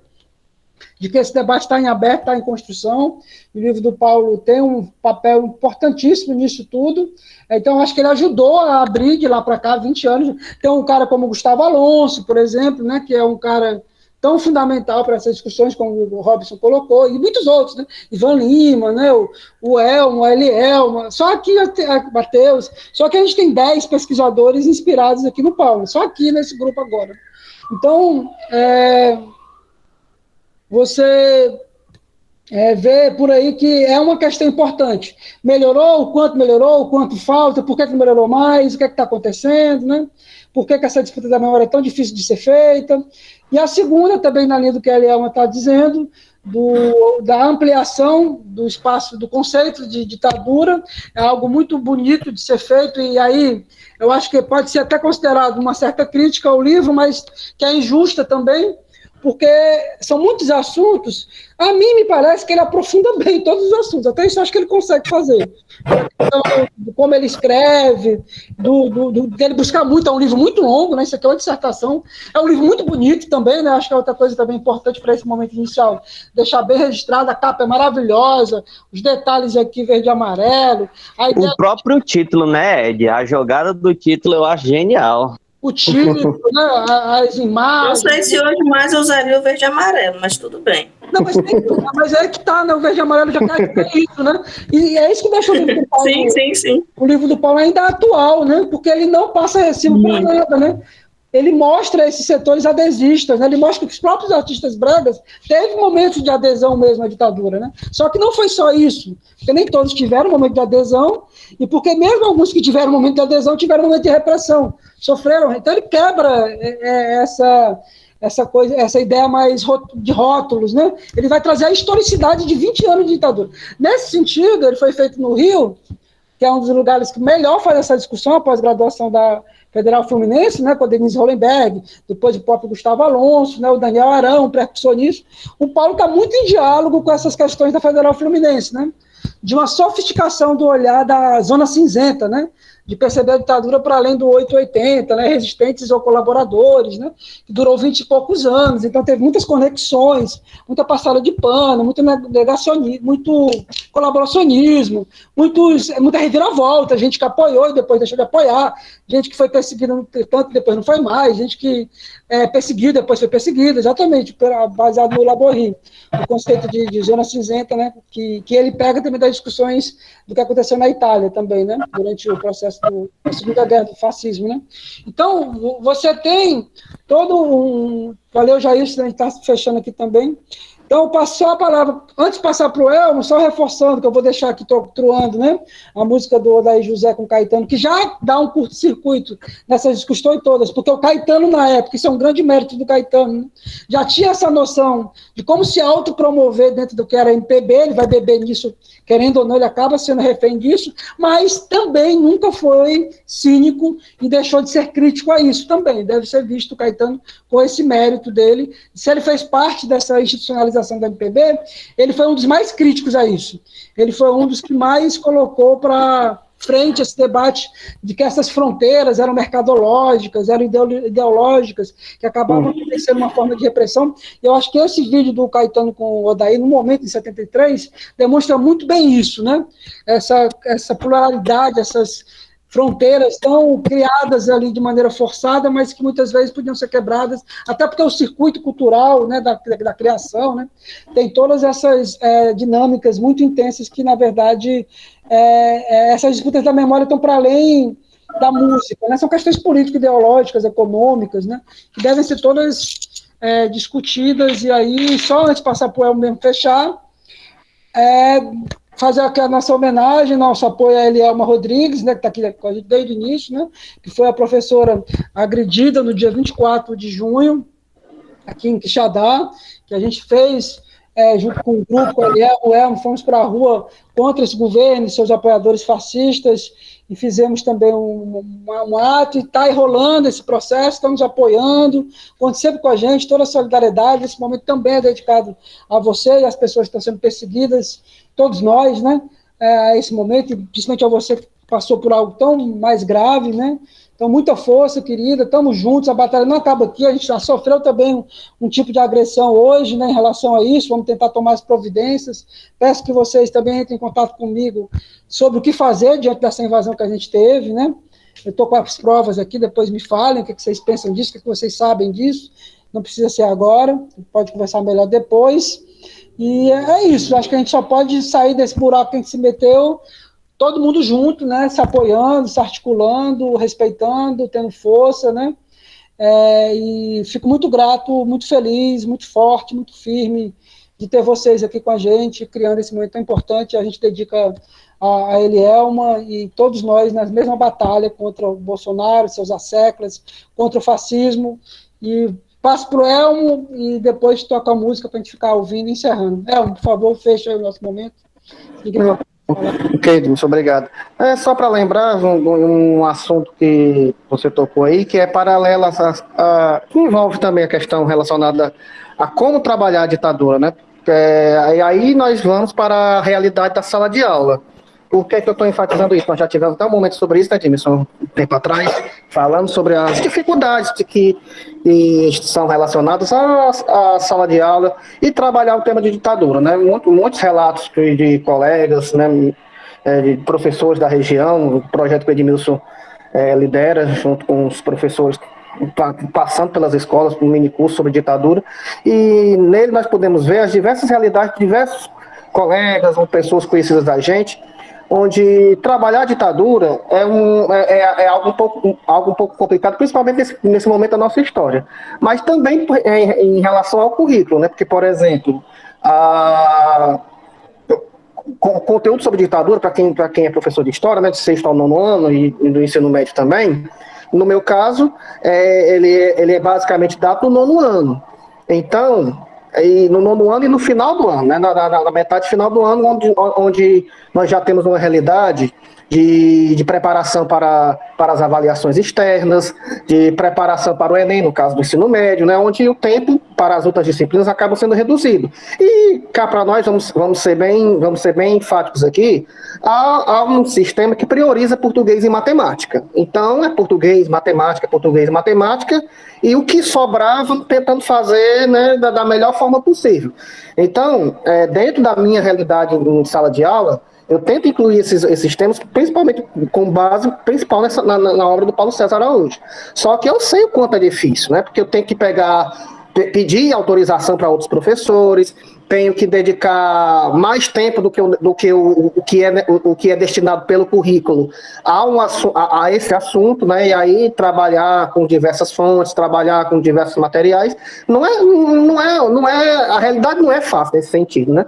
Então, deixar claro isso, né? Porque muita gente acha que é falta de vontade, o professor não quer trabalhar, passa por diversos fatores que são difíceis até de numerar, né? Eu faço, o Edmilson já esteve lá na escola onde eu trabalho, mas tem essas dificuldades, né? Tanto do currículo, do próprio acesso ao material, dificuldade com conexão de internet, enfim, então, é difícil até de numerar. Mas só para deixar claro isso por conta das circunstâncias que o Edmilson falou, né? Trabalhar diversos assuntos já é um pouco dura na realidade. E trabalhar a ditadura com todo esse contexto no governo, já que estamos passando desde 2018, já muita gente com receio, inclusive, os relatos que eu pude ver, Edmilson, gente com receio. Não foi o meu caso, mas a gente sabe, né, que infelizmente acaba impactando na nossa realidade essa situação. É isso que eu queria dizer. Muito obrigado, Elmo. Matheus, por favor. Ô, Ed, eu só queria reforçar o convite para a semana que vem, na continuação do debate, lá no nosso grupo História e Documento. Quando a gente tiver com o link e tal, eu te mando e tu compartilha com o teu grupo, né? Só para o pessoal aí, ou caso também tenha alguém de fora para ficar de olho nas redes sociais, que a gente vai compartilhar o link lá da reunião do dia 14. A gente estava imaginando deixar mais para frente, assim, mais para frente mesmo, assim, para final de julho ou agosto, porque aqui na UES a gente está fechando o semestre. Eu não sei se poderia ser para vocês também. O Jailson tá aí, ele pode falar também. Jailson. Deixa eu ver aqui. Que o legal de fazer agora também, porque pega o ritmo, né? Tá no baile. A gente conversa isso, aqui, peraí. Beleza, a gente vai conversando. Pronto, se for a próxima semana, todo mundo. O que foi, Ed? Eu não consegui te ouvir, ficou baixinho para mim. Não, é porque o Matheus já está propondo, que vocês estavam imaginando, fazer na próxima semana a continuidade, na próxima quarta. Mas para a gente aqui da UES, no final do semestre, são muitas notas, muitas avaliações, defesas. A gente queria deixar para o final de julho e início de agosto. É só se der, entendeu? A gente pode conversar com mais calma. Eu posso propor isso no grupo, né, Matheus? A gente propõe e vê se casa, né? Porque tem esse lance também de estar no embalo, né? Até pelo que aconteceu hoje, talvez fosse legal continuar na próxima semana e te ver também, né, pessoal? Daqui a 15 dias e tal, né? Vamos chegar a um consenso. Vocês veem aí, a gente vê aqui também. Tá. Vai dar certo, de todo jeito vai dar certo. Porque também tem muito isso, de não perder o embalo hoje, foi muito bom, né? Foi muito rico. Foi bom. Eu só acho que você deveria convidar alguém aí que toca violão aí pra na próxima sessão. Tu toca, Jailson, deixa de queixo, toca aí, Valdir. Não, eu não, pô. Aqui no grupo já, que tá aqui, a gente tem os Beatles já, tem uma banda inteira aqui já. Aí, tá vendo aí? Tá aqui, Elielma, toca. Toca, Elmo. Toca, Elmo. Você não é o Raul, não, mas toca, Elmo. Pois é. Aí, tá vendo? Gente, mais alguma coisa para hoje? Alguém quer comentar mais algo? Posso passar a música?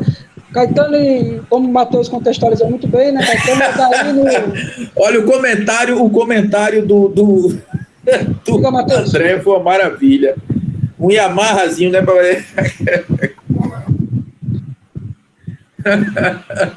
Agora eu ri. Tem que ser um seresteiro, né? Matheus, você quer falar, meu amigo? Não, só queria mesmo falar isso no decorrer das aulas, mas eu vou falando mais, porque realmente o que não falta é coisa para falar desse livro. Não, assim, eu também até antes de passar para a Valdilene, reforçar, né? Tudo isso que a gente debateu aqui, pessoal, é um preâmbulo mesmo. Né? Assim. Exatamente, é um 10% aqui do livro, mais ou menos, né? Tem muita coisa, porque, de fato, o Paulo, por ser um livro pioneiro, divisor de águas, ele estava com muito sangue nos olhos, né, no bom sentido, né? Então, ele traz muitas coisas, né, muitas conexões, muitas interpretações, lacunas. Então, é um livro com muito debate de objetos diferentes que se cruzam, né? Então, tem muita coisa para ser debatida a partir do seu cachorro, não. Ô, Ed, é o único livro sobre o tema, né? Ou tu já conhece outro? Porque eu só conheço esse. Eu conheço outros, mas não com essa profundidade, não com essa pegada. Pois é, eu sei que tem dissertações e tal, tem o que eu te mostrei, só que é brega no sentido mais amplo, mas sobre música eu só conheço do Paulo. Exato, eu vou deixar só uma última resposta para essa questão que o Nicolas perguntou lá no início, né? Que vocês também já tocaram nisso, mas aí eu tenho que ver melhor no livro como é que é isso, e a gente pode analisar melhor essa resposta do porquê que é cafona e não brega. Porque cafona, como era chamada na época dos anos 70, diz respeito a um preconceito que já existia, mas era algo localizado lá nos 70, que não era, digamos assim, algo genealógico, como vai ser feito depois no início dos 80, chamando de brega, colocando tudo junto no mesmo saco. Então tem essa preocupação que o cafona é mais específico e menos anacrônico. Não que ele seja menos pejorativo, mas porque é da época dos 70, é o termo que os próprios artistas, compositores que pertenciam a esse campo, né, tinham que lidar com a época. Enquanto o brega no início dos 80 já é uma construção a posteriori, que traz mais conotação pejorativa, mistura tudo no mesmo saco, e aí cabe ver melhor isso no livro, que eu não lembro muito bem como é que ele faz essa análise, ou se ele faz mesmo, de como isso se dá nos 80. Eu acho que caberia uma análise mais aprofundada mesmo, do que troca cafona por brega. Mas me parece que tem esse elemento meio que genealógico, entre aspas, né, de dar um novo significado ao que era outra coisa, para ainda esculhambar mais com aquilo e fazer com que aquilo fique mais estereotipado, menos reconhecido, menos digno, menos decente e tal. Então, eu acho que ele usa tudo que foi dito aqui, eu concordo, mas tem esse outro elemento que eu queria complementar, de que o brega é tipo a posteriori para trazer mais elementos negativos e juntar tudo no mesmo saco, fazer com que aquilo fique mais difícil de ser compreendido e tudo mais. Mas teria que estudar mais como é que ele faz isso no livro E talvez até uma pesquisa mais específica mesmo, quando é que o primeiro texto chamou de brega, né, na imprensa e tal, né, se já não tinha isso antes ao lado do brega e outras, ao lado do cafona em outros lugares do Brasil, né, eu também tenho essa dúvida, se o brega não se torna hegemônico nos 80, mas se não tinha brega também em outras regiões do Brasil, que já era conhecido como brega, e o cafona era mais nos grandes centros, né, é uma discussão, fica em aberto. Valdilene, por favor, querido. Só me reportar a fala do professor Elmo, digamos, saindo um pouco da música, mas falando de ditadura, ele tratou das questões, né, em relação à educação, a questão das lacunas, e o que me chamou a atenção recentemente, porque eu faço análise, né, de imagens, textos do livro didático, em outra temática, que não é a da ditadura, mas me chamou a atenção a forma como foi escolhida, por exemplo, a imagem de abertura do capítulo em relação à ditadura. Colocava-se ditaduras da América Latina, e essas escolhas, que também são intencionais, não é? Ela trazia exatamente uma caixilha de propaganda da ditadura, já dos últimos momentos da ditadura, 1975,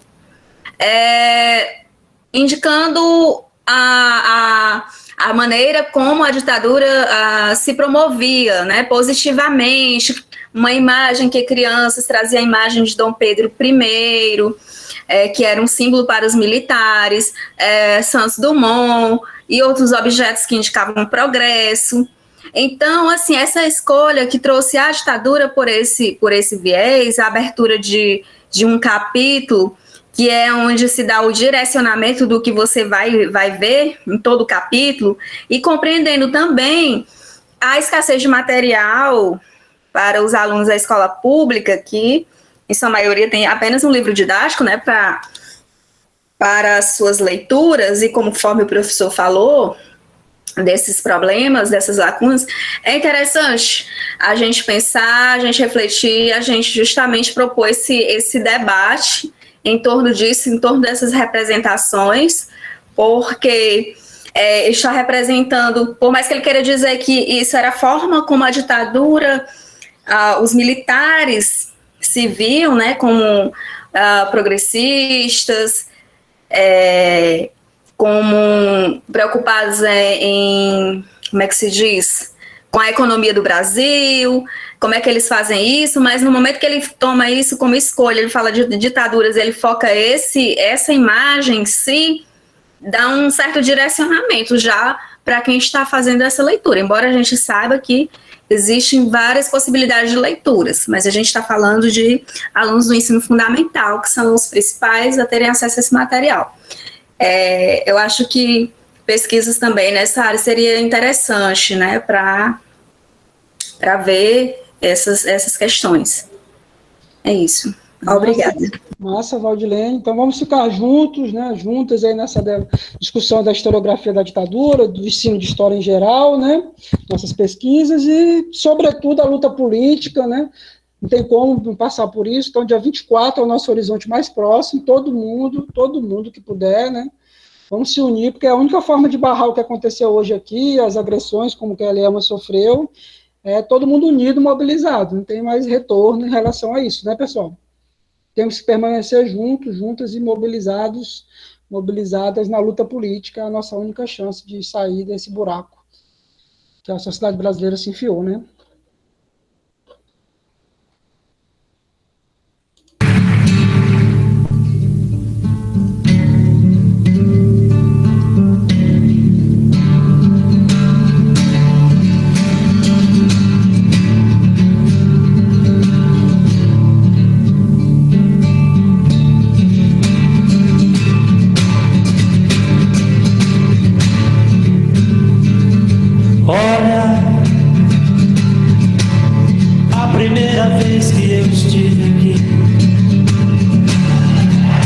Só pra me distrair, eu vim em busca do amor. Olha, foi então que eu lhe conheci, naquela noite fria, em seus braços meus problemas esqueci. Olha, a segunda vez que eu estive aqui já não foi pra distrair. Eu senti saudade de você. Olha, eu precisei do seu carinho, pois eu me sentia tão sozinho. Já não podia mais te esquecer. Eu vou tirar você desse lugar. Eu vou levar você pra ficar comigo. E não interessa o que os outros vão pensar. Eu vou tirar você desse lugar. Eu vou levar você pra ficar comigo. E não interessa o que os outros vão pensar. Eu sei que você tem medo de não dar certo. Pensa que o passado vai estar sempre perto e que um dia eu posso me arrepender. Eu quero que você não pense em nada triste, pois quando o amor existe, não existe tempo pra sofrer. Eu vou tirar você desse lugar. Eu vou levar você pra ficar comigo. E não interessa o que os outros vão pensar. Eu vou tirar você desse lugar. Eu vou levar você pra ficar comigo. E não interessa o que os outros vão pensar. Eu vou tirar você desse lugar. Eu vou levar você pra ficar comigo. E não interessa.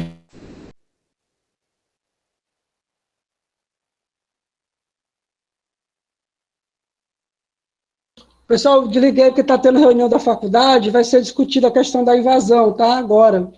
Vamos lá fazer uma nota e não precisa nem falar, né? Tirar desse lugar, tirar o demônio do lugar lá, né? Não precisa nem. Vamos tirar o demônio desse lugar. Não é dele. Valeu, gente. Valeu, gente. Se cuidem. Abraço. Vamos ficar juntos. Vou lá, gente. Tchau, tchau. Parabéns, Ed. Parabéns todo mundo. Parabéns todo mundo. Linda tarde. Parabéns. Muito massa. Valeu, galera. Obrigado. Fechou.